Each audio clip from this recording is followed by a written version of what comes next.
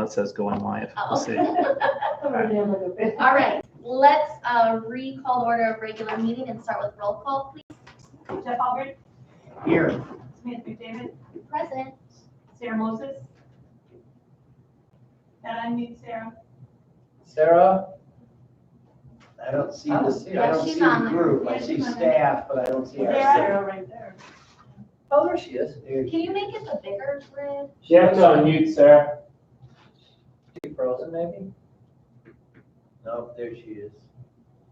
Good, thank you. She looks better frozen, that or she's sitting very still. Yeah, she She looks like she's. Sarah, She's moving. you Yeah, unmute. Okay, wow. You're on mute. Oh, there she. Are you on mute? Maybe I am. Yes. Oh, I'm sorry, let me reread that. We're going to recall the order of regular meeting and start with roll call, please. Jeff Albrecht, Here. Samantha McDavid, Present. Sarah Moses, Here. Victoria Newport. Here. Jeremy Olson. Here. Valerie Penny Hernandez, Here. David Seymour. Present. Okay, and pledge of allegiance, I've heard your leading, Jeremy. Pledge allegiance to the flag of the United States of America and to the republic for which it stands, one nation, under God, indivisible, with liberty and justice for all. Okay, public participation and recognition. Subject A, acceptance of gifts and donations. This is an action item that the Board of Education accept with gratitude the donation of 500 English, Spanish kindergarten toolkits that were provided to us from the DeKalb County Community Foundation. Is there a motion? So move. Second. Roll call, please. Jeff Albrecht, Yes. Samantha McDavid, Yes. Sarah Moses, Yes. Victoria Newport, Yes. Jeremy Olson, Yes. Valerie Penny Hernandez, Yes. David Seymour. Yes. If anyone is watching from DCCF, thank you very much. Subject B, public comment. Members of the public who wish to speak to the board should complete a request card prior to the meeting. This section of the meeting will be reserved for comments from the public. All comments should be limited to 3 minutes. Criticism of individuals is not in order. Are there any public How many comments? cards? Okay, and I have not received any emails. No. Okay. Subject C, board committee reports and correspondence. I did want to just make everyone aware, per our policy, our reorganization meeting, we are supposed to do it annually, and it should be our next May 5th meeting. So that's for positions on the board. Does anyone have anything else? Committee reports or correspondence? Melissa, will you remind me to pull that part of board policy, so, because that's a different board meeting. Oh, it has to be a separate meeting. No, well, no, we have to go through a whole process of, I become the Oh, president pro tem. oh, for- yes, yeah, okay. And I have to do the election part. Okay. Right, I did read our policy where it says, I think as a board, we set it, and it should be next meeting. So do we need consensus that it is our next meeting? I think consensus, but not, I mean, It's we not a gotta do vote. it because it's board policy. Yeah. Okay, so everyone understands and is okay with that? Okay. I'm sorry, David, Sarah, or Vale, I didn't want to skip you if you had anything to correspond. No, okay. No, nothing. I don't see Sarah now. Okay. We will move on to our non-business consent agenda. This is an action item that the Board of Education approved the non-business consent agenda items A through H. Is there a motion? So move. Second. Roll call, please. Sarah Moses, Yes. Victoria Newport, Yes. Jeremy Olson, Yes. Valerie Penny Hernandez, No. David Seymour, Yes. Jeff Albrecht, Yes. Samantha McDavid. Yes. I have a question though, just like to ask a question. Is- Can you discuss You the can item ask. after it's been voted on? I don't really need to change my vote, I just actually was curious. because I noticed in the personnel action items, there was like differential amounts in there and then substitute teacher stuff and like, summer school teacher stuff. If there is no summer school, that we're obviously not having spring sports, are those differentials still? We are having summer school. I think we have to because it's legally mandated, Part of summer school. for special ed. We have two summer schools, extended school year, which is mandated because students with IEPs have that written in their IEP. And then we have summer school, which are for all other students, any student who wants to sign up. That is still in question, whether or not we're going to have that summer school. If it's not, if it doesn't happen, the compensation piece doesn't happen, or what's that? At this point, Sarah, correct me if I'm wrong, we have not hired any summer school teachers for non-ESY classes, correct? No, we have, and we're exploring a possible remote situation for summer school in the event that we're not back. Obviously, we're out through June. We also have guidance from ISB that states that staff that would have been or committed to be compensated by the district, and this is at the state level too, that we have to continue with compensation. And so even prior to everything with the pandemic and closures, we had some summer school coming through. Didn't actually do the job, so okay. Then Jeremy's question was, even though those who, and I'll use spring sports pretty much have been canceled. Even though they didn't perform the duties, they have to be paid. And the guidance. We are still obligated to compensate, The yes. guidance right now from the state board is yes. If they Yes, were already correct. under a contract to do so, then we had to pay them. We're not currently like hiring new. No, So we're not hiring for summer school right now.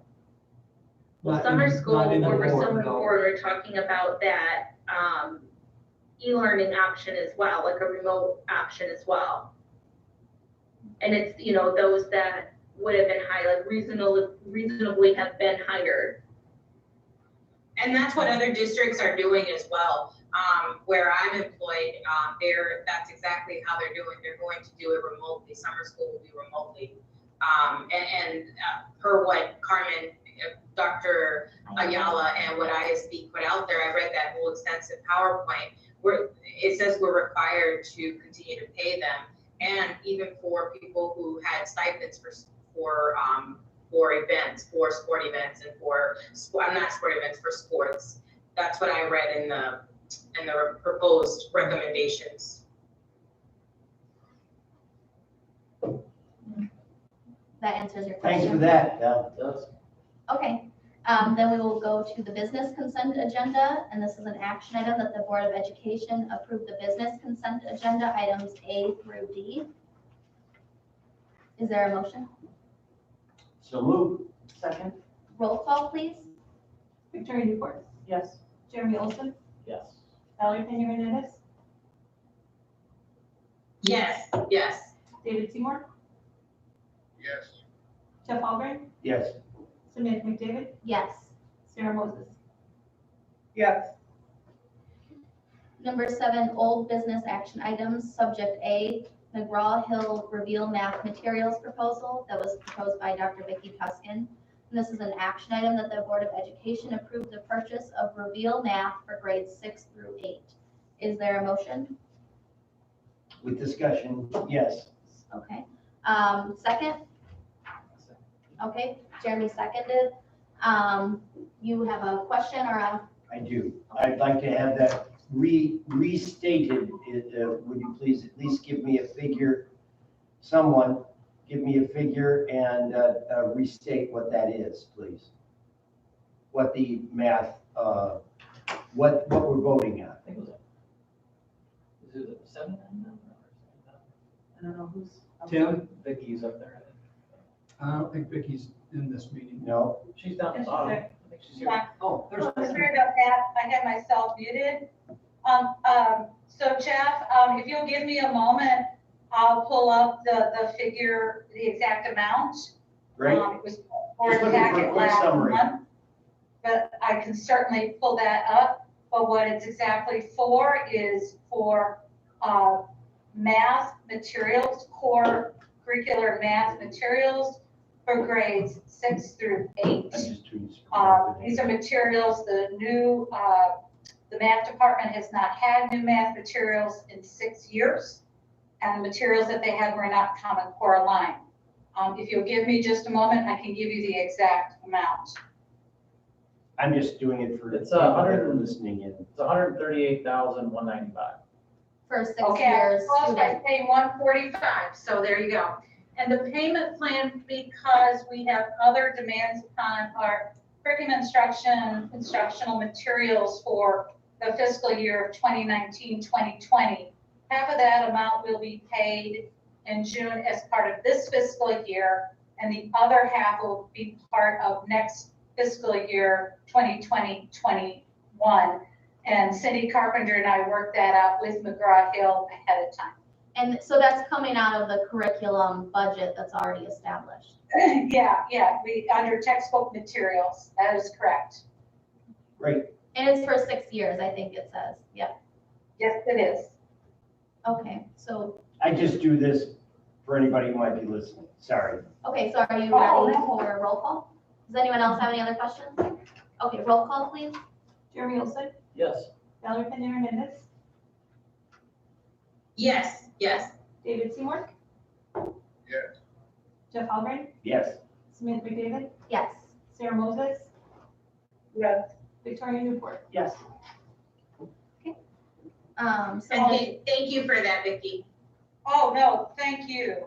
It is long overdue in the math department, who I'm going to be meeting with on Friday as we set up our virtual professional development with the new materials. We'll be thrilled. So thank you, board, for your support. Thanks.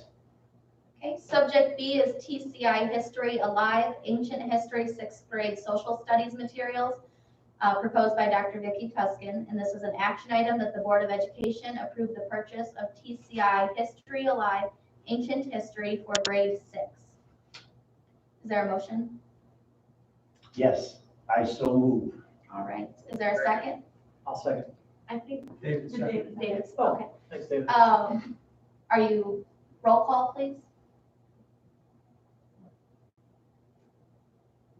Are you ready to go to roll call? Are we, You want me Ben, to- is our audio on? Can people tune into this meeting? So yes, sorry, I'd like to have you, just a brief explanation of what we're voting on, please. Not a problem. So again, with the social studies department at the middle school, they have not had new materials since 2005. For the last few years, we've had other curricular areas that, quite frankly, needed even more desperately new materials. So about a year and a half ago, we started with 6th grade. A year and a half ago, our 6th grade social studies teachers piloted an online program called History Alive. It's used extensively in Rockford, and they've had great success with it. So TCI was very generous in allowing our teachers to pilot at no cost to us as the district for a year and a half to be sure that these materials were a good fit. After a very successful pilot, in particular because the materials really lend themselves to the new Illinois social science standards, which really demand more inquiry from our students. It was agreed upon by the 6th grade social studies teachers that they wanted to move forward with these materials. I also just want to add that 7th and 8th grade at both middle schools are already beginning to pilot through the same company, American History materials, because they also have not had, they have not had new materials since 2005 either. So we're taking advantage of this e-learning time. They are also piloting it, and I've secured a pilot to continue into all of next year because, again, TCI is it's a wonderful company that really works with school districts and teachers. So someone will be bringing before you, I can predict next year, with the same proposal through the same company for grades 7 and 8 for American history. And Jeff, for your point, for 6 years, it is, for a 6-year license or subscription, it's $44,530. Thank you for that clarification. All right, so roll call? Valerie Pena Hernandez, Yes, and thank you again, Vicki. I appreciate that all this information is provided to us ahead of time as well. David Seymour, Yes. Jeff Albrecht, Yes. Smith McDavid, Yes. Sarah Moses, Yes. Victoria Newport, Yes. Jeremy Olson. Yes. Okay, new business administration, subject A, professional learning communities for grades 6 through 12, and this is being presented by Mr. Tim Vincent. It's an informational item. All right, good evening, everybody. I just wanted to, first of all, thank everyone who is joining with me today. As I present, the people that will be around or available for questions and to chime in. Obviously, Dr. Tuskin, who you just heard from, as well as Tyler Carlson is the dean of the high school. He has some past experience in another district with professional learning communities. As well as administrators from the high school, Sean Potts and Principal James Horn, and then principals from both middle schools, Amanda Quinette Parker and Brandon Boyer. For joining with us in case you have questions that is specific to their buildings. I also wanted to say before I dive in and present my screen, which I'll actually do now, is that this is really the culmination of a year-long process. We had a district leadership team or a district improvement team in early September that many of you, I know that at least 2 of you have been present for, and 3 overall board members have been part of this, either through district improvement team or through the subcommittee. So, so this has gone through, in addition to surveys of staff, this has gone through the building leadership, K-12, as well as individual meetings with administrators, subcommittees at the elementary and secondary level, and obviously CNI. So this is an exciting time for us to be able to present this to you because of vetting through the year. So throughout this presentation and ongoing, you'll hear PLC. PLC is short for Professional Learning Communities. Professional Learning Communities, in short, are a structure in which we allow staff members to collaborate around 4 essential questions and 3 big ideas, which I'll get to in a second. But it's really building capacity of educators, and it creates that structure of collaboration that is that's weekly, that's ongoing, and that's cumulative. It builds off one another. So in addition to focused on what students are learning, this is also building professional capacity for our teachers at the department in the grade level in middle school. I mentioned in that definition the learning for all. This is really focused on all students. So this is not this idea is not focused on just students who struggle. This is not circling around remediation or anything like that. It encompasses really students who excel and all across the continuum of their learning.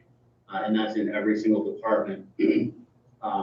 612 is what this is for. So, and then it's the idea that teachers are the cornerstone. Teachers, in order to affect student achievement, we are improving teaching and learning to the classroom, and that really starts with the teacher looking at data and looking at it in a different way.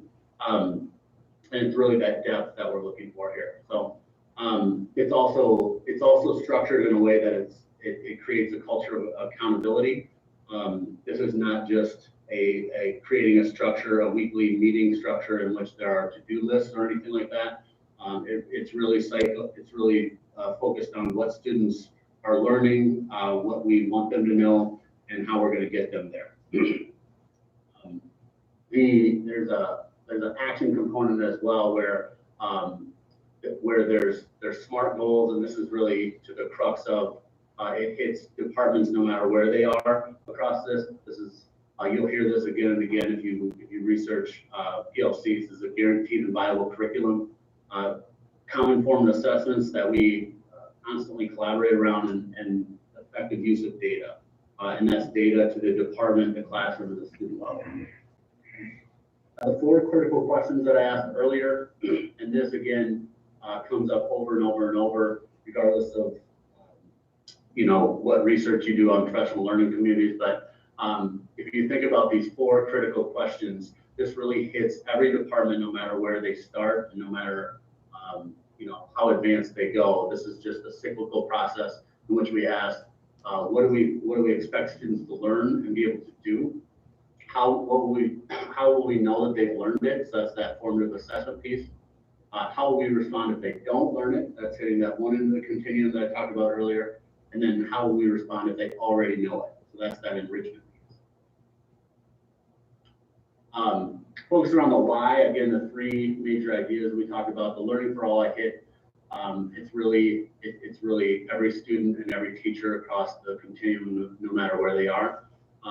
It's a system that is put in place that departments work interdependently. It impacts both professional practice and it affects the quality of teaching, as well as looking at student results at the individual student level and the individual classroom level. And that the crux of it is really collaborating with your colleagues to look at assessments that you design together, that you teach more effectively. And it's just a constant reflection of how did we teach this and did it work or not? And then how do we pivot if it didn't? And how do we move on if it did? I mentioned earlier as well that we gave a number of surveys throughout the year to all staff. That very initial meeting really prompted an initial survey in which we had a small group of members on the district improvement team. By small, it's a representative group of around 30 staff members across the district. We wanted to make sure that this is something that was a need everywhere. We had some anecdotal observations and people sharing out in that initial discussion, but we wanted to see, is this a need and do people look at this as a need everywhere? In fact, we had 82% of all certified staff respond that they need more time to collaborate in PLCs. We went through a number of different options, and this was a later survey, but we went through a number of different options at all different levels.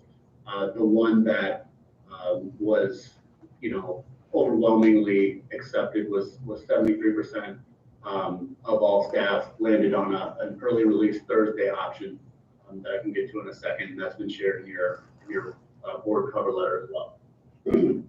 So what we landed on, because grades 6 through 12 really landed overwhelmingly on the early release option, we centered around this idea where we would have weekly collaboration that again would be every Thursday, and that would be in addition to the current half days that we have for interdistrict collaboration. So in that option, transportation is provided immediately after school, and I can show you what that does to the overall proposal. Another question that I did go in a little more depth on your board cover sheet is the pre-K through 5. One of the questions that I think is pretty common that would come up is why not elementary? Right now, elementary really yearns for this as much as secondary, so I want to be clear about that. The structure piece is, and it comes down to childcare on and being responsive to families for the pre-K through 5th graders. So their structure, we're proposing tonight that we move forward with grades 6 through 12, and the elementary structure remains the same for 20 and 21 as it does this year, with an eye on the 2021-22 school year on implementation of a similar PLC model. The board considerations that were, when we vetted this out and went through all the logistics on this, the transportation, you could imagine if we're releasing 1 hour earlier than we do or at secondary as we do in elementary, it creates this layover for 9 times throughout the school year in which we would pay staff to stay extra. So that's where you get that financial obligation of $90,000 in order to implement this. That's really due to staff compensation of that layover. A residual benefit to this is, we've talked over and over about and even at the board level of the substitute issue that we have. The fill rates are not great, and this collaboration, we currently pull teachers out of the classroom to do any curriculum work throughout the day. And that would, a residual benefit of this is less of that. It doesn't completely eliminate that type of curricular work throughout the day. It doesn't eliminate the need for subbing teachers out, but it does create some opportunity there. And then one thing that we don't currently have is building administrators being involved with the planning and overall involvement in that continuous learning process, even to the department level. So the building administrators that are on the video call tonight have also identified, obviously pending board approval, who would be involved at each department and grade level. So they've talked about that as well. A couple more slides here, but the short-term and long-term goals, again, spelled out in the board cover look letter.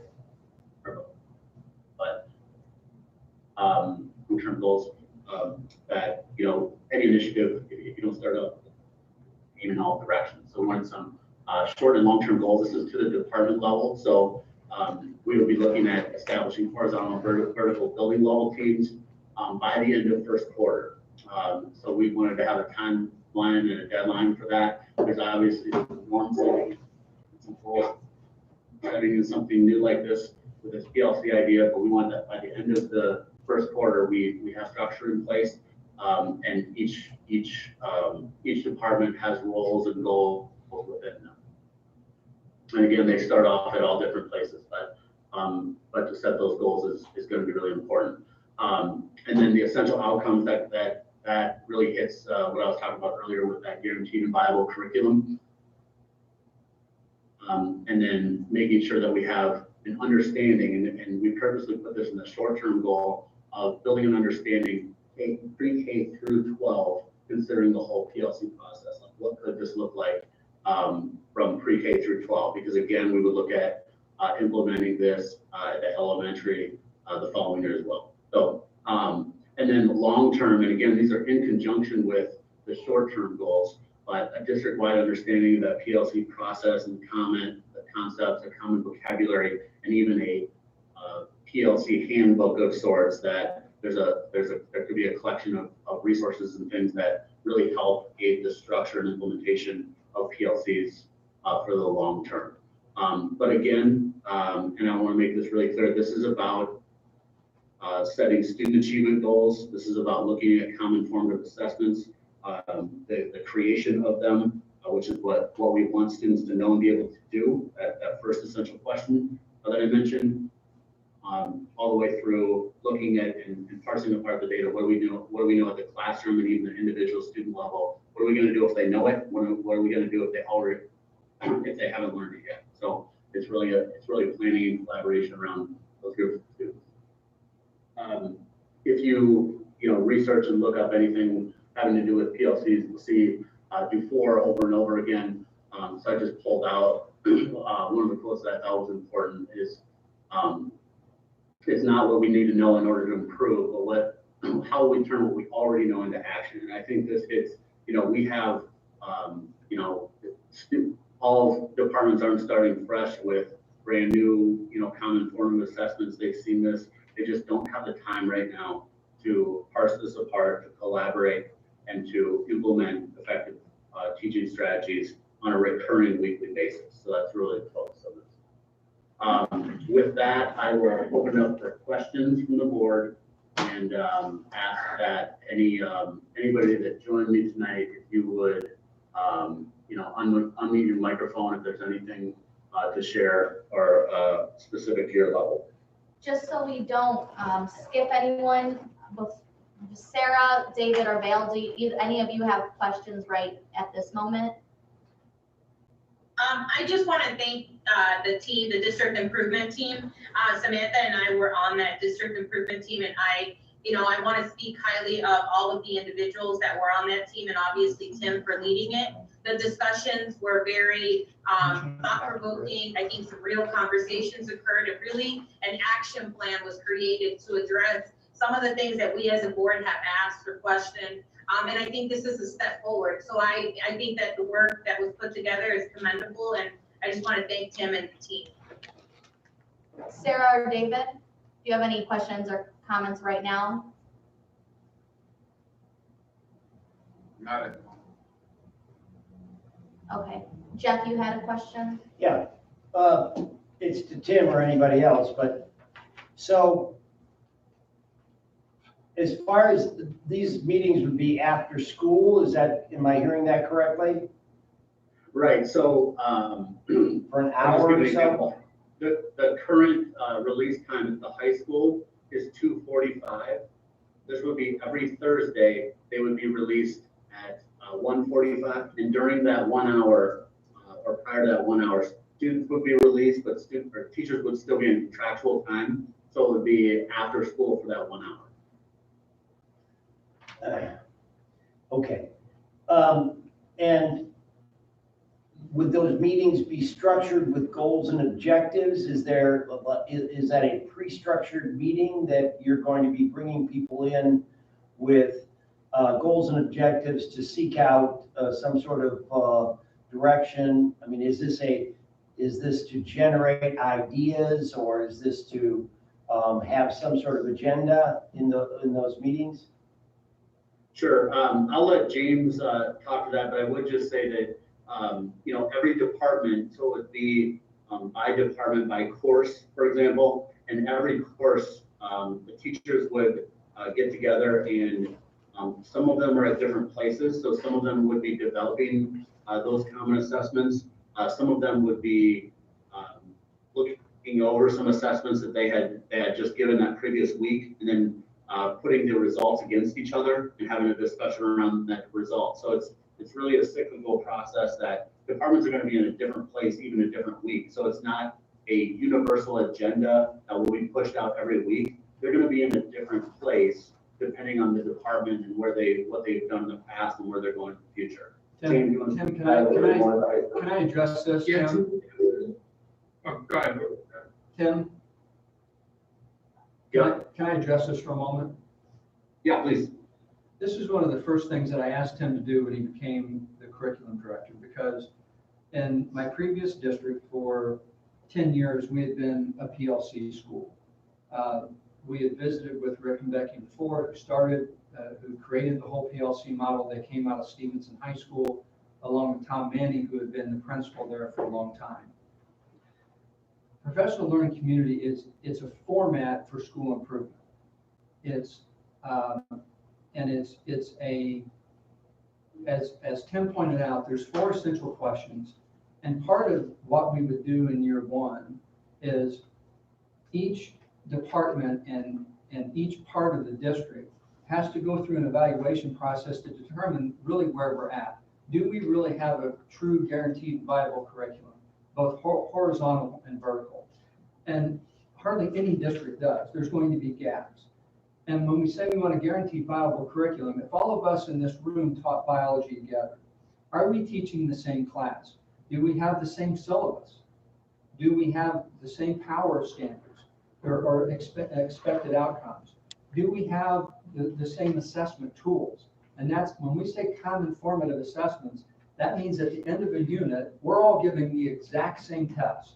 You're not creating yours, I'm not creating mine, Victoria's not creating hers. We're giving the exact same test. And then part of this collaboration time, it takes a long time to get to common, true common courses that this is our course, the district's course, it's not my course, your course, his course. So we're all teaching the district bio class. Then when we get to that point, and we really do create those common power standards and the common learning standards and then the common assessments, then when we're going through a semester, after we give that assessment, we can all sit down and look at that common data. And I'm looking at, Jeremy's data, I'm going, how did you teach this different than I did? Because your kids blew it out of the water and my kids didn't. So then that's where that collaboration piece comes in, where we talk about professional collaboration. Now the learning starts between the teachers. And when you are in departments where, and I experienced this again in Rochelle, where we had some veteran teachers who were very strong teachers, and you have younger teachers moving up, the natural mentoring starts, and it's a weekly mentoring that happens. So there's a lot of fears you have to get past in this, that I'm going to expose my testing data, every couple weeks. And we're all going to sit down and look at it. Because if I'm constantly lagging behind the group, then I'm exposing my hand. So you got to get past all of that. And then to the other questions, that's question one, and that takes a long time to get to. What do we want students to know and be able to do? And if a parent comes in and says, show me what that math, this algebra curriculum looks like, they should be able to ask any algebra teacher and they're going to get the exact same answer. And at the two middle schools, the math classes should be, the curriculum will be identical. Now, the delivery is in the beauty of teaching, but the curriculum should be and has to be the same. It's a guaranteed curriculum, regardless of what building you're in. So then you start moving to step two. Now we're looking at all this data. What do we want kids to know and be able to do? Second, how do we know if they're getting it or not? Well, that's where, again, our common formative assessments start coming in. If we have a student or a group of students who continuously are demonstrating that they're not showing mastery, then it goes to question three. What are we doing when students demonstrate that they're not getting it? And then that's where we start talking about interventions and our systems of support, NTSS. What are we doing with those students? But then the question that's usually the hardest to get to, what about the kids that are excelling? What about the kids that are getting it?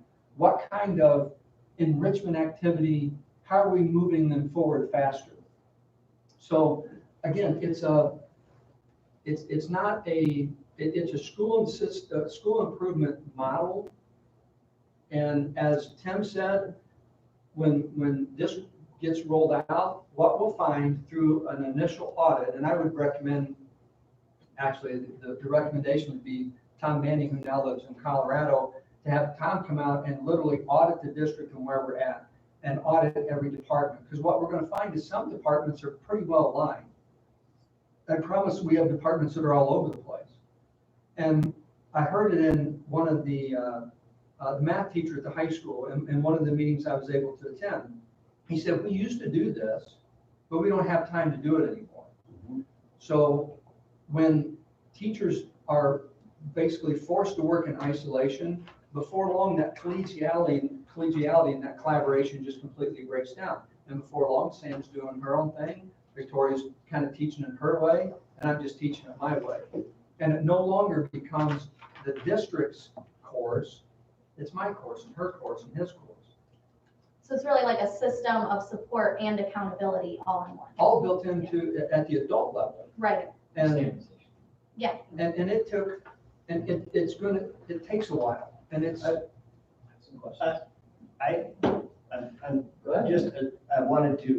think James is going to answer my question, but I want to put a proviso or just an addendum onto that question. Is my question isn't so much, I love the goals.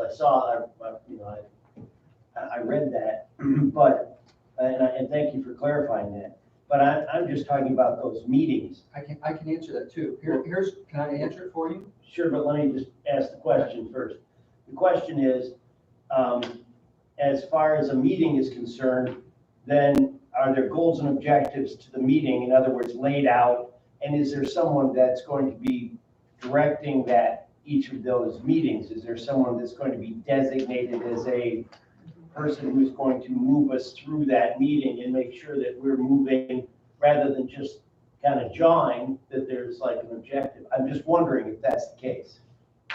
but now Yeah, you're gonna. I can, the high school, moving forward with this weekly time, because we realize this is a gift. This is a gift to the high school, and it does come at a cost.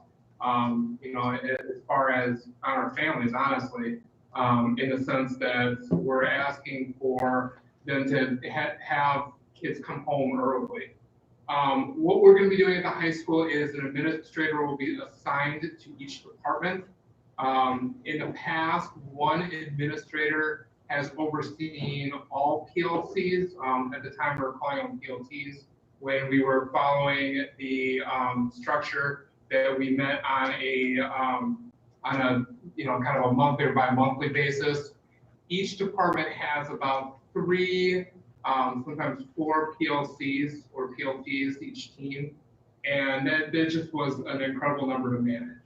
By divvying it up amongst 7 administrators, it makes it much more manageable. So each department will be working with one administrator who is going to be helping to facilitate, organize, and oversee those meetings. So it's just to make sure that there is structure in there. That's how we're going to be supporting it at the high school. But also, when it's done right, it's product based. Because if you go in and say, do we have a common syllabus for English? 1. Do we have a common syllabus for biology? 1. And if the answer is no, then by this date, this group needs to have a common syllabus that's built for biology. And you have, it's not, now it's on timelines. It's August, by October 1st, that has to be done. Now, when we get to the common syllabus, to get to a common syllabus, you have to have common power standards. You have to have common learning outcomes. So all of that work happens under the common syllabus. So when we get to a certain point, you go, and then it's a constant check-in. Where are you at? How are we doing? What do you have for your power standards? What do you have for your learning standards? And when those are done, then the common syllabus is easy to build. Now you have the common syllabus. Now we move on to common formative assessments. Now once you get the common formative assessments done, then you move to the common summative or final exams. So again, at Christmas or holiday break and at the end of the school year, every student who's taking biology is taking the exact same final exam. And all of that data, again, can then be used along the way to answer question number 3 and number 4. All of that data is used, and we use the Plan, Do, Study, Act model, again, where it's just cyclical. And we're constantly reviewing, so we know where a whole group of students are at any given time based on their performance. And then over years, you start to have those look backs. And not that we're comparing necessarily class to class, but you certainly are looking at where are the trends in improvement, because now we have local common data to pull from all the time. And MAP isn't local data. I like MAP. I mean, it's a popular tool for younger kids. But at the high school level, there is no MAP testing. So not at this point. I mean, we have the SAT series, but again, that doesn't tell us what we need to know in real time. So to answer your question, are teachers and departments and teams held accountable? Absolutely, because this whole thing becomes project-based and outcome-based. Right, I was curious. Jamie? Yes. Hi, this is Tyler Carlson. If you don't mind, I'd like to speak to that real quick. Part of the power of the PLC is that it becomes a self-sustaining ecosystem of progress. You look at, as a team, what are we doing? How are we building it together? And it comes from the team. It's that with mentality. We're not doing it to you. We're not doing it for you. We're doing it with each other to build these assessments, to review these assessments, to look at this data together. So as a teacher who's lived this, and as an administrator now who's trying to help implement it, it's really about how you build that together. And that's that mechanism of success. It's like anything else. Success builds success. So as you work in a team and you identify those things and those standards that you're working towards, those assessments that you want to build, the more you get that collaborative experience, the more you crave it. It's really a self-sustaining thing when you build it and support it correctly with the time, with those very clear expectations of those 4 questions. Thank you, Ty. Jeremy has some questions too. Yeah, I'm not sure, Tim, if this is you or James, but I'm assuming that you guys have floated this by the staff. And I know Jamie had kind of alluded to people sharing data and the openness and transparency that's required to make these function. What kind of feedback have you received from the new process and the program that you're rolling out?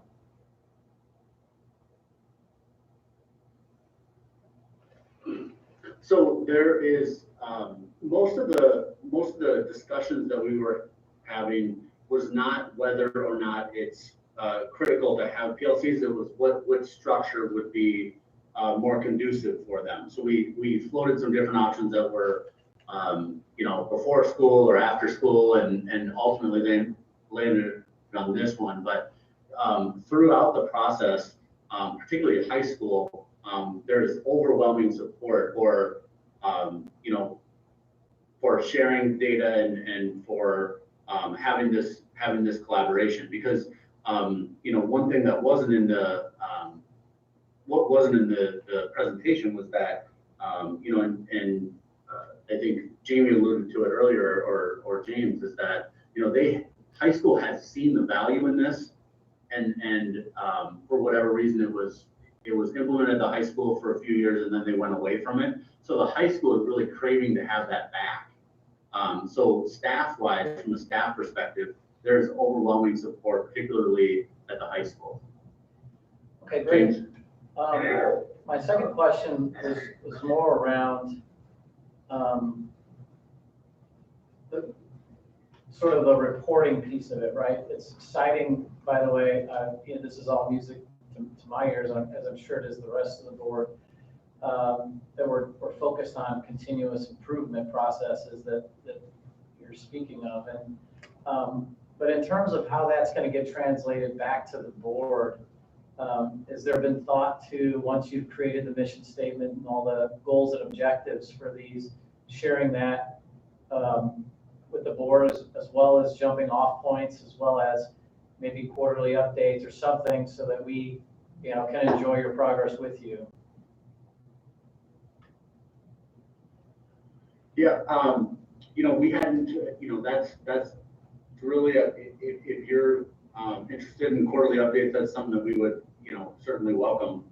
It's just, the tough part is, to what degree do we drill it down to? Because we're not really talking about looking at MAP, for example, or the larger standardized data.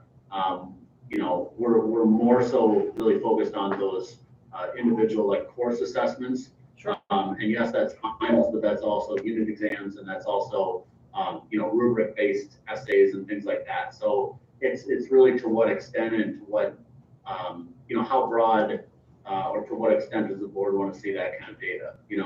But yeah, of course, anything that the board would like to see, we would certainly welcome that. There's plenty of opportunities. Just to kind of add to that, one thing that we could do is you could focus on those 4 essential questions, just to paint a picture to the board on how the work is going. How is it that we have, as a school or as schools, come to identify those standards? How have we increased the number of common formative assessments, and what kind of interventions have come out of the data? So, Humanities 2 got together and through looking at a common form of assessment, identified that students were struggling with creation of thesis statements. And it was at a level that they rethought how they designed the next couple of lessons. So it was that immediate response, or what we in education refer to as a tier 1 intervention. So do we have a spike in that? So looking for ways to kind of paint the picture to the board of the work that's being done. I think that it's certainly something we can put together. If quarterly, then I think what we do is just set what those dates are and kind of work backwards. So I think that's a good recommendation. It is something we look into. Yeah, I just threw that out there as sort of a jumping off point, I guess, in terms of we can decide what the frequency is. But those are things that, you know, really excite me as a board member, because I'm only sitting here for one reason, that is to do our best to create the best student outcomes possible. So hearing how you guys are functionally doing it and how you're having success, you know, is great for us, and it's something also I think we could share with the community. So I agree. you know, sharing these data points and improvement is a good thing. Did you have any other questions, Jeremy? I'll take a pause. Okay. Victoria, did you have any questions? or comments? Thank you. Did David, Sarah, Vale, I wanted to check in back with you. I have some questions too, but I didn't want to forget you. No, I can just elaborate a little bit more too, as someone who has done PLCs. Again, you know, I'm from the district where Jamie obviously was employed previously. So PLCs have really allowed me as an educator to, you know, to enhance my own teaching styles and my own approach on assessments and rubrics and different skills, right? So I think that from a board perspective, us requesting or us asking to have more data to see how this is working, I think that we need to take in consideration that the first year is going to be something where they're actually trying to address those questions and they're really trying to get together. But I think going forward, asking for quarterly, I think potentially semester-wise would be probably more appropriate, or yearly, where we're able to see how they come together and really, you know, align, you know, horizontally and vertically their lessons and their skills, and really looking at how the department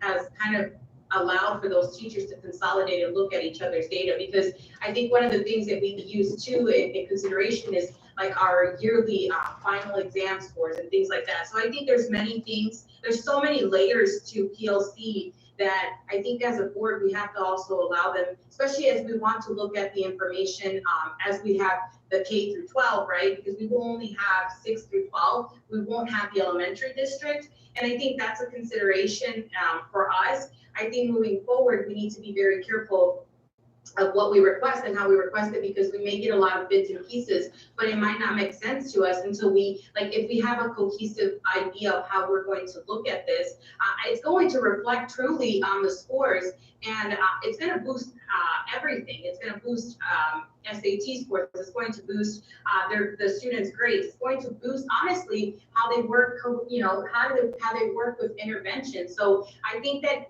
we as a district are going to be able to look at the data and see growth in many different ways. So I don't think that just looking at it, you know, broken down by information is going to be as beneficial as looking at all of the data together and how PLC has worked after a year that it's, you know, we've allowed that time for that flexibility to occur, because this might be something new for a lot of people.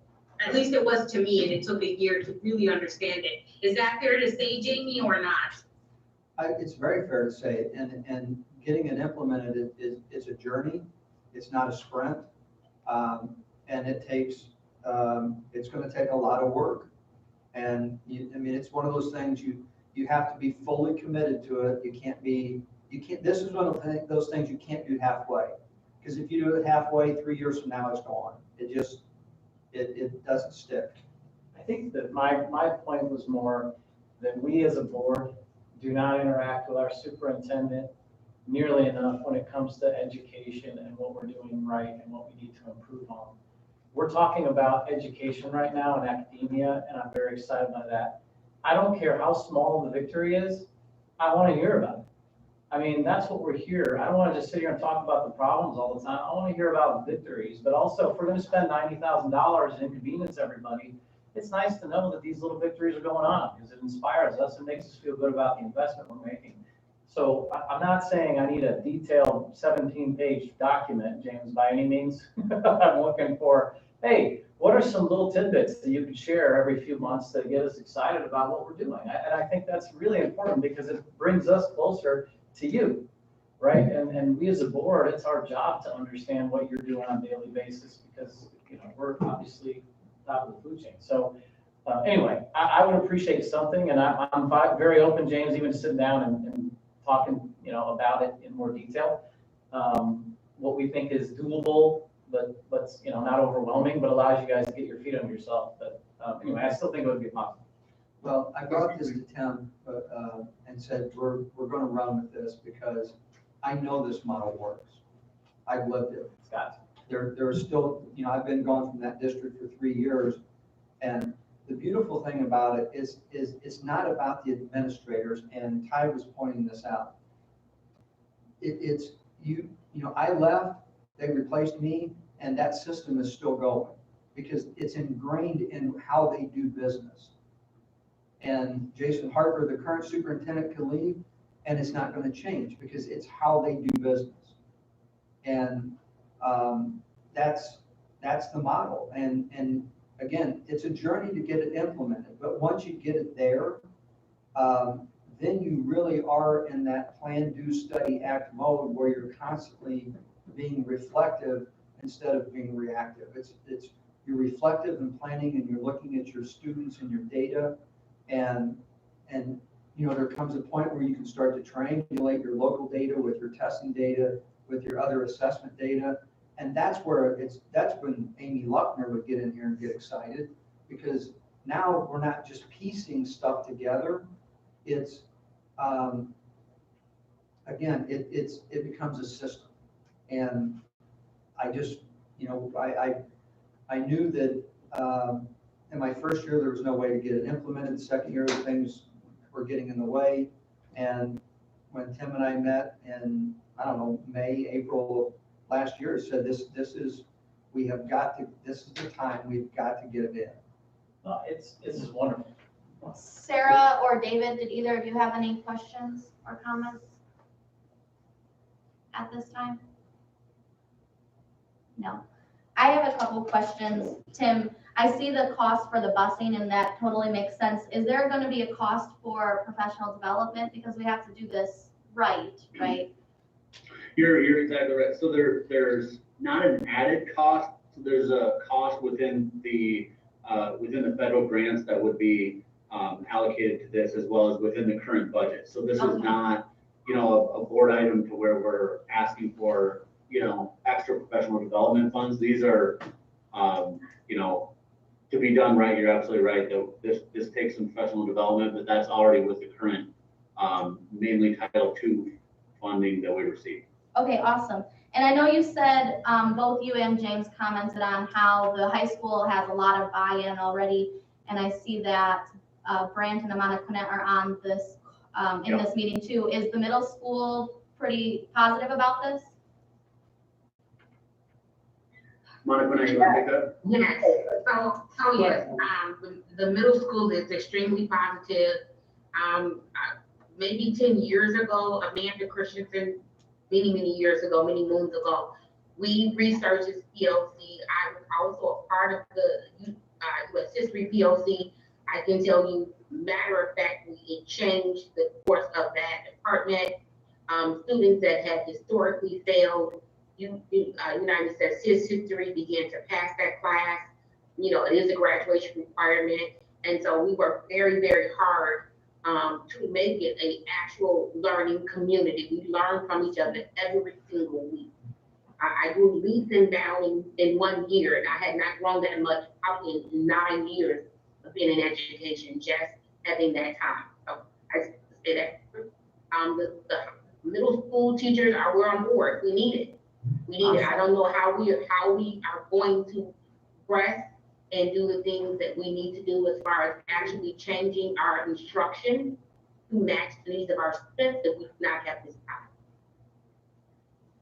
Yeah, and I would just add, this is Brant, I would just add that, the PLC will allow, we are at the middle school, we do have the middle school concept. So we do have that teaming aspect, which has allowed our teachers to really hit on the first two critical questions, that formative assessment, and then just that planning and doing things commonly. But this will allow them to just dive in so much deeper to every child, meeting and supporting every student that we have, and really getting into the 3 and 4 with those interventions and those enrichment pieces. It allows that time that is very focused and systemic, the process, to allow them to really meet all of our students and be able to collaborate about that. they're very Awesome. excited for middle school level. I have two more questions in that. Okay. And then Tim, maybe you or, I don't know, maybe James can answer. Will our common formative assessments be checked for bias as we develop these things across departments? Yes, that is, it's something that's always a work in progress. What this structure does is it gives us more time to be responsive to any bias that we pick up along the way and to make modifications. So, getting teachers together around that, Okay. yes. Thank you. And Tim, since you are leaving and this was kind of your baby project this year, or not even a baby, a giant project this year, I know Kim did answer questions about it in her interview, but she's fully on board and ready to take off with it. Kim is very much on board and she's been involved with it as well. And I know that she's watching right now, although not part of the presentation. So yeah, she's ready to take and run with it. And also, I think the skill set that Kim brings, maybe that I didn't, is the implementation and looking forward to the 21-22 school year with the elementary side. Because I know that, Kim has spent a number of hours going through the schedule and the traveling teachers and whatnot to see how exactly we can get this to work. So I know that she has some ideas and she's the right person to expand this as well. That's a great point. You have one more question, Jeff? Just one more statement. From what I'm hearing from Jeremy and what we've spoken of in the past, I want to say while everybody is here, this is a great group to be in front of us here tonight.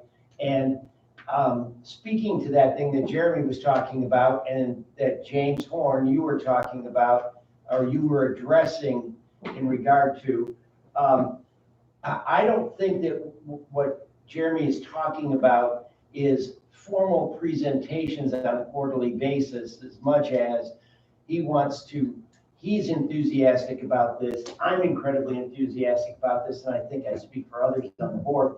This is incredibly terrific. Thank you very much for putting this together. Took a lot of work. We want to share in this enthusiasm, and we would like you to share your progress with us in the sense of coming to us and saying, here's a landmark that we have passed, et cetera, those kinds of things. I don't think we're looking for a formal 16-page, like as you said, layout of progress as much as we're enthusiastic about this milestone that we've passed, and we want to share that because you guys are enthusiastic about it tonight. Jamie is enthusiastic about it tonight. I think we want to express, or I do anyway, want to express the enthusiasm that I, as a board member, I want to share that enthusiasm. Okay, thank you so much. Last chance, Sarah or David, you haven't had it, and Victoria, I don't want to pass you guys up. Or if any of them want to respond. Yeah. You guys are good? Okay, do we have consensus to bring this back as an action item? Yes. I say yes. Yeah. Absolutely. Okay. All right, thank you. Subject B, the Y-Tri curriculum. Yes, thank you. Thank you for doing that remotely, Tim and James and everybody. Ty, it's hard to do, so I appreciate it. Subject B, Y-Tri curriculum approval for DeKalb High School. And this is an informational item presented by Dr. Vicki Tuskin, Ms. Donna Larson, and Ms. Jen Katowski. Thank you very much. I'm going to go ahead and share my screen and so that you can see the presentation. So you could just give me a moment. Thank you, Ben.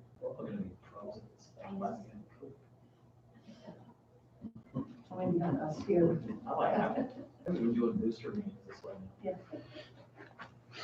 All right, before we get started, I want to introduce three members of the faculty at DeKalb High School. Donna Larson, who many of you already know, Jen Katowski and Kevin Herrera, both social workers at the high school. And they're going to be doing the presentation this evening.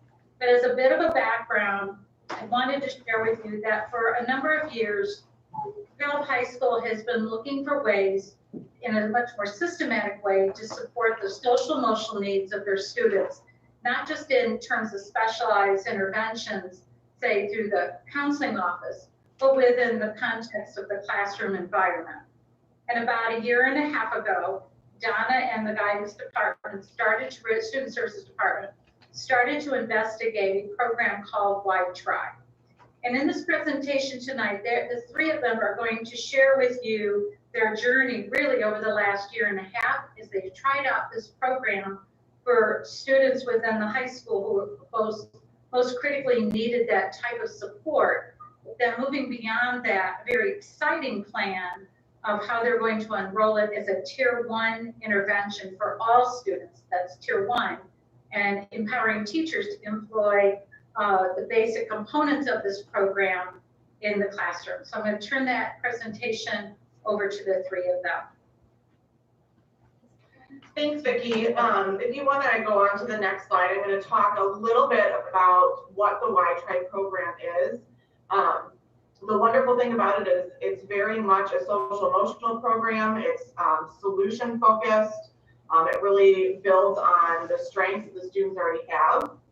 It looks at helping them with any challenges that they're experiencing, and then works on improving truancy and behavior within the school setting, as well as academics. It really is a resilience education curriculum. It gives some simple hands-on solutions focused on dropout prevention, violence prevention, really looking at improving academic success for all students. This program aligns with all of the needs that we're seeing at the high school as far as that social emotional behavioral part goes, as well as the goals that we have is for ESSA at the high school level. And then it's also aligned with and supports the district social emotional plan that we are currently working on. So far, we've really been focused on trying to find a social emotional curriculum that we could use at the tier 1 level so that all students at the high school are receiving that social emotional support. Last year, I had the privilege of helping co-pilot 2 different programs focused on working with students who were receiving the highest numbers of tardies in our building. Those pilot programs have continued this year at the tier 2 level. Most of them have happened during Flex. We've also had one classroom-based intervention happen that Kevin did during first semester.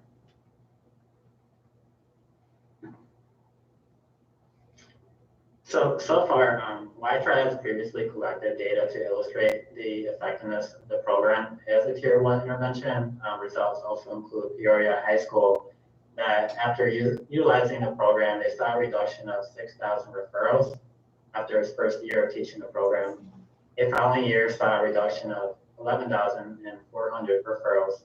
Since 2011, suspensions are down 31%, spikes are down 57%.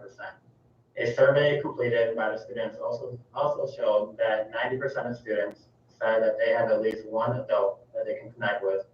Lessons have been provided by trained teachers at a school-wide basis via daily 22-minute lessons during their advisory period, which is kind of like our flex period at the high school. Additionally, the Minnesota Middle School found that the average GPA increased by 11%, student behavior problems decreased by 13%, and the number of behavior incident reports decreased by 20%. The data from Minnesota Middle School comes from questions that provided on a pre and post test that we give to the students. The data shows significant increase in questions such as, I have a dream or goal in my life, I know how to keep myself motivated, I know how to solve difficult problems, there are a lot of adults who care about me, and that I am happy at the school. The data from Horizon Middle School as well shows an improvement in students among the intervention group on their GPA compared to the control group.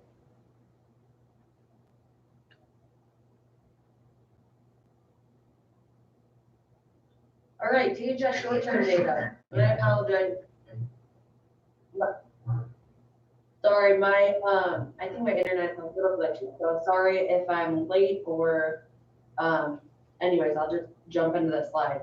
So throughout our pilot, we had seen a decrease immensely in our office discipline referrals.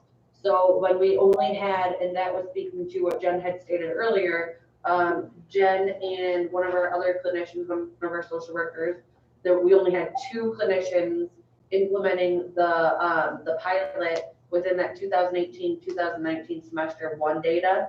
And then once we had a rollout of all of our clinicians on the student services side, all but 2 were trained. That first semester, data dropped immensely with those office discipline referrals and our out of school suspensions, as you can look at both of those numbers. So that was pretty good data and experience throughout like the portions of our pilot system. And we thought that, you know, getting it across the board and trying to find a logistics way to implement it at a tier 1 level would help our students out immensely. With that being said, before all of this going on, this is why I have a summer school from 2019 graduation data from our summer school ingenuity program from last year before with the whole e-learning event. The reason why this is included is part of our idea and what we were going to really dip our toes into this semester, because this program is so flexible, is why we wanted to talk about this and how flexible it is, especially for our secondary students at this point, was that we wanted to really give more of an impact and more opportunity for especially our at-risk junior, senior students that are failing classes and still needing to sit in a class with 9% having some social emotional needs, and then they would have to come back in the summer just to complete courses through our Ingenuity program. What our idea was for them to pair up with a clinician or just some sort of group. And what we were going to do is provide that with our Crow's Landing teacher actually is trained as well. And we were having our Crow's Landing teacher implement the Y-Try program for clinicians. And once the students complete with one of the clinicians or our Crow's Landing teacher, complete a unit of the program, depending on, and that's why this is such a flexible program, depending on what they needed to work on, what skills they needed, and we'll go into some of what the units we'll talk about, but then they will have an earlier opportunity to access Edgenuity instead of waiting until summer school and being able to be a part of that Edgenuity program. It just opens up more avenues for all of our students, and it gives them a chance to graduate on time.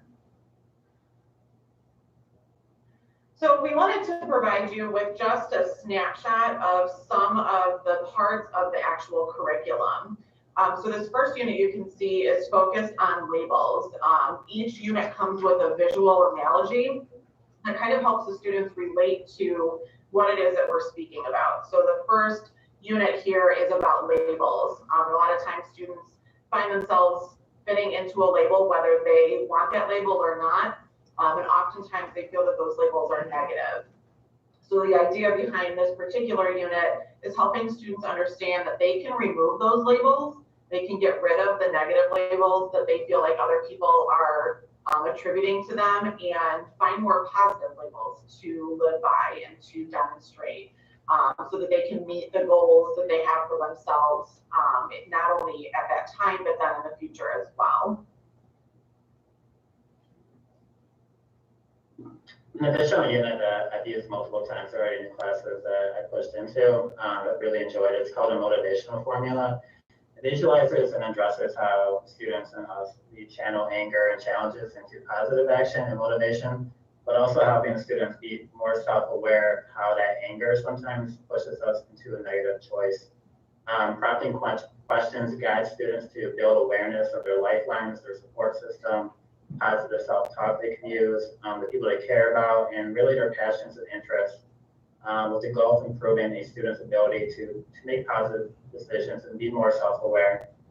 This unit, along with all the units provided by Y-Try, a total of 10, include group activities, journals, prompting questions, lesson plans that are all provided by Y-Try. It's very flexible. It also comes in Spanish form as well. The last example I'm going to share with you, sorry, is called Climbing Out. This was the unit that I actually used in a small group during first semester with students that were failing 3 or more classes.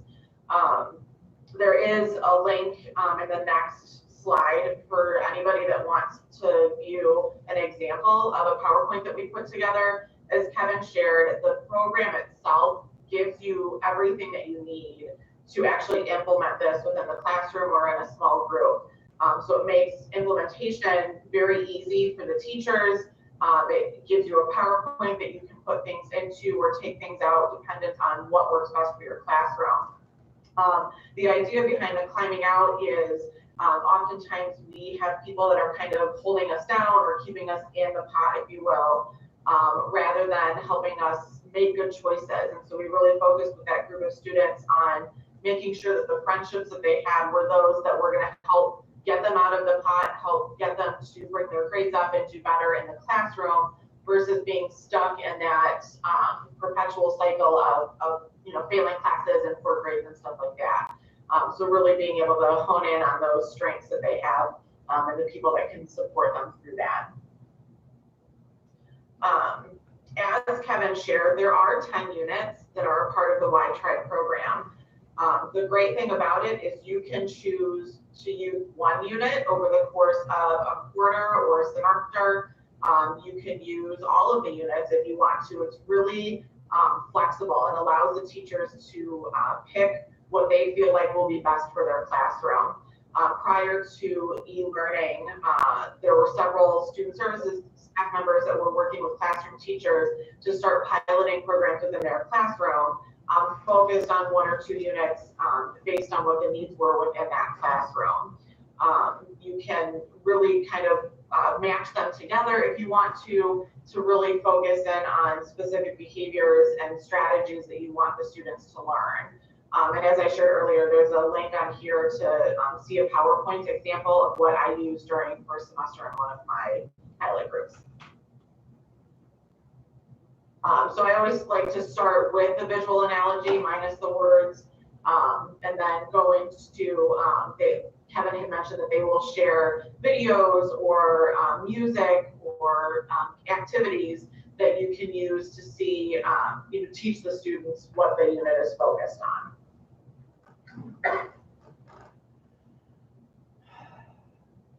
The steps that we've taken at DeKalb High School so far is at the January Institute Day, Jen and I presented to the staff.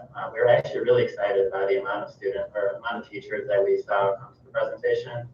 Afterwards, we passed out a form to indicate interest and who would be interested in a stage 1 training, along with the pilot program that we were going to run the second semester, the second half of the second semester. So 37 teachers signed up for stage 1 training that is going to occur in May through virtual training now. And 24 teachers indicated interest in being a part of the 6-week pilot program that would be implemented in one of their classes. A couple of them did get started before the school closures, and unfortunately not all of them were able to be commenced because of school closings. The virtual trainings are to occur on May 19th, 20th, and the 21st. And there will also be a level 2 training that's going to be provided in August for the staff that have taken the first step of training so far.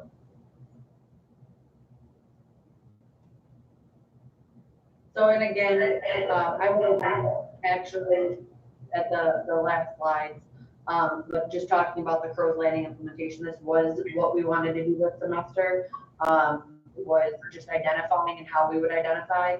But with this program, it's just so flexible where we can really identify through our small group SSTs, meaning our student services teams are paired up with our deans, counselors, social workers, and psychs, and it's all based off of alpha size. So roughly around 325 to 350 per SST with 3 SSTs that work in a smaller group, and just really digging in and identifying and providing some help with that, as well as now being able to take this to the next level for that real that willingness and that need for that tier 1 intervention, and really giving our teachers more tools in the classroom to help with those needs, pair up with clinicians, build more relationships within those classrooms. It doesn't just have to be like during flex or an intervention area. They can actually make some gains within their curriculum and within their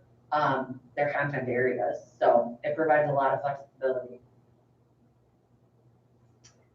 So the White Tribe program obviously does come with a cost. The first year, which is this year, and it will cover that level 1 training that Jen and the others mentioned that's going to be virtual in May, is $13,000. That also includes all the materials and follow-up with the consultants from White Tribe. Year 2, which would commence after July 1 to the next fiscal year, will cost $17,000, and that covers both level 2 training, refreshers along the way for teachers who maybe couldn't have done the tier 1 training in May, can be picked up along the way in August. But probably the powerful piece of this is there'll be an ongoing consultant who will work with the student services team and with staff along the way as the implementation is rolled out during the 2020-2021 school year. And all of these costs to purchasing White Tribe will be purchased through the use of Title IV funds.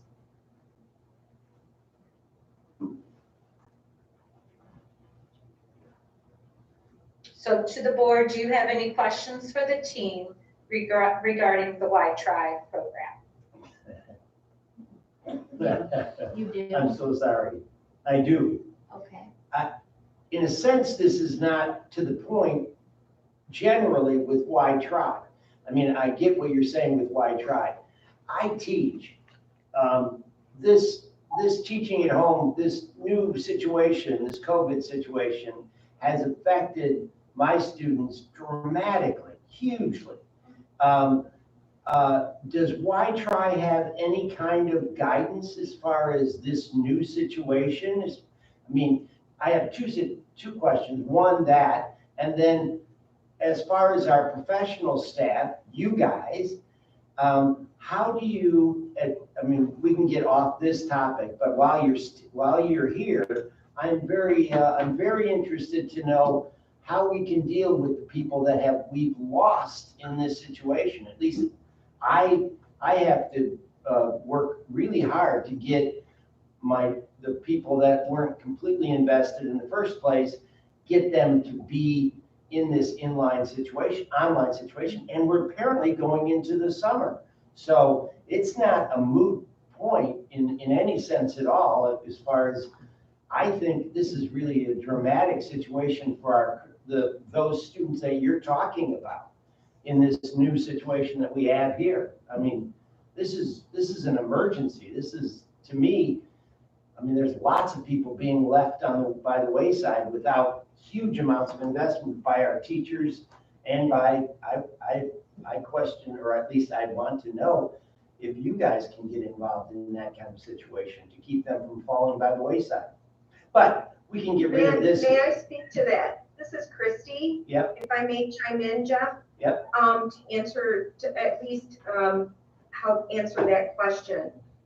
Met today actually with our crisis team to start that conversation about, and it would be, of course, including high school, middle school, elementary, and our pre-K.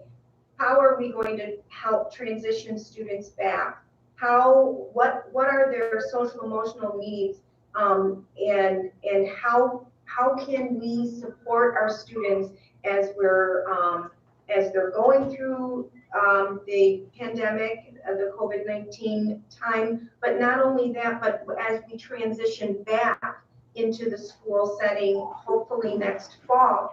And so we're putting together a district plan along with many others. So it's not just a small group, it's a combined group that will be looking at ways for tier 1, not and tier 2 and 3, but tier 1, like a White Tribe program is a tier 1. So to answer your question, White Tribe is a platform. I don't know if it necessarily of the lessons will zero in on responding to the specific needs of the trauma that this pandemic has created. But certainly it does respond to many social emotional needs. What we're looking at is how can we address that trauma that students are feeling. It's trauma because they've lost someone because of COVID-19. Maybe it's trauma because their family is in financial ruin. There's so many areas that I know that our SST at the high school, I know the SST at the middle school, and as a district, we're going to be addressing the need that you bring up. So I thank you for that perspective. You're right. This is a very, very trying time for families and our students. Absolutely. So Jeff, I can speak to the question about Y-Tri helping with this whole situation. And they have been, like I said, with the flexibility piece, they have been in constant contact weekly. The consultant has giving us ideas, and we're pushing it out to our student services team, all related and embedded throughout this pandemic. So it's been pretty good things about webinars, what to talk with parents, what to talk about with your students, kind of helping shape those conversations for our social workers to check in with students and families, and just overall health weekly. So that's been that they are really up to date with just different things at different times that are coming up, which is another really great thing about this program and about this curriculum, is because it's so flexible and they are willing to identify areas of need like within the times, which is really, really helpful. I don't know, Jen and Kevin, if you guys want to speak to anything that I pushed out from Mark from emails within this month. Yeah, a lot of it was about ways to support parents, and so it's helped me figure out how differently I can do things to keep contact with the parents, to make sure that their kids are doing okay. I actually used one of the other units called the Reality Ride to push out a lesson to my students last week. I created a presentation with it, focused on goal setting, just to kind of keep them motivated to do the work, knowing how difficult everything is. And then, kind of took that to connect it with the fact that things are so different right now, and that maybe, what we thought was going to happen for the remainder of the school year isn't, and how can we adjust? So there are a lot of ways that you can really use each of the units to focus in on, whatever specific situation you might be experiencing, like COVID-19, to your benefit, if you will. Now let's say to the goal of it being a tier 1 program, hopefully students are able to have this opportunity to discuss these matters, these social emotional real things that are happening to them right now, and building a connection with a teacher, with a social worker or a counselor that they can come to, they can connect with during these times. I know one thing I really enjoyed about the few groups that I got to do this year was I met students that would never come to student services, that would never come to my office or a counselor's office, but by having that group, that student built a connection that they wouldn't have had otherwise. And again, the goal next year, with all these things that are occurring, these students are going to have a space to talk about any trauma, anything that's going on, regardless of the unit. It provides that space to talk about these real issues right now. And just to come up a little bit about just from the teacher perspective, when you talk to classroom teachers, particularly in secondary, teachers want those personal relationships with their students. They want to connect. But if they have students in their classroom that they know have social emotional needs, they have not personally been equipped with the tools to meet or even address those social emotional needs.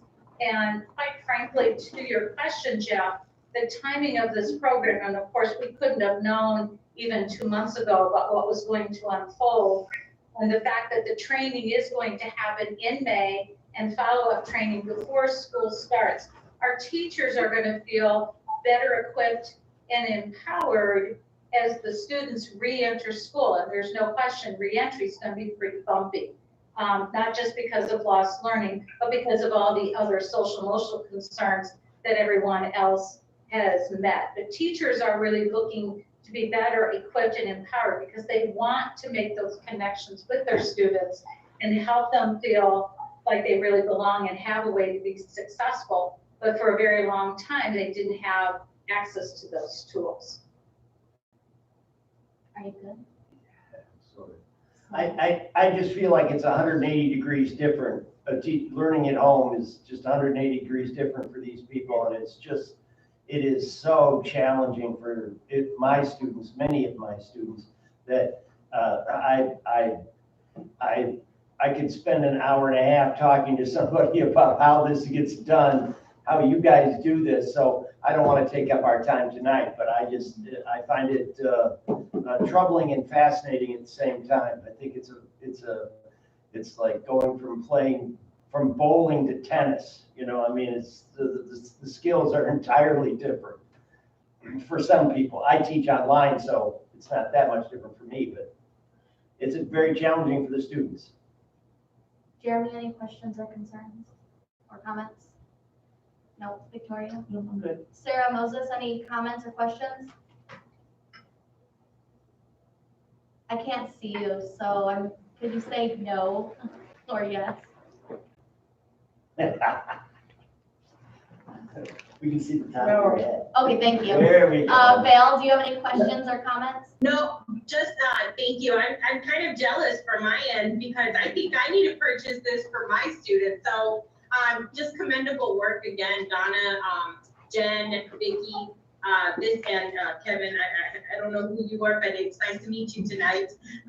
I just think it's really amazing work. This program really does seem to address a lot of the things that we as high school teachers and high school social workers get to see on a day-to-day basis. And I mean, honestly, the title is perfect. Why care? Because why try, right? Because they get to that point where they stop trying, they stop caring. And so building resilience and showing them how they've gotten to this point, let's continue to build on this. So kudos, amazing work. I'm jealous. You'll have to tell me how this works out too. David, sorry. Well, they thank you so much. David Seymour, any questions or comments?